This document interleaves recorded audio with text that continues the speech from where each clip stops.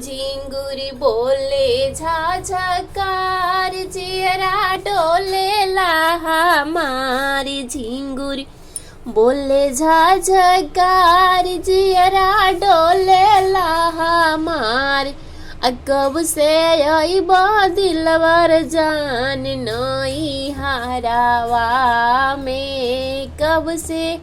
अइब दिलवर जान नई हरावा में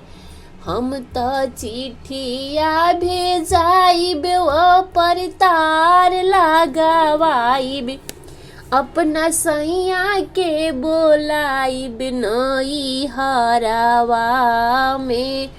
अपना पिया के बोलाइब नई हरावा में सुन सुन ए यार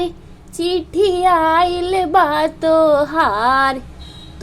धनिया बेहाल नई हरावा में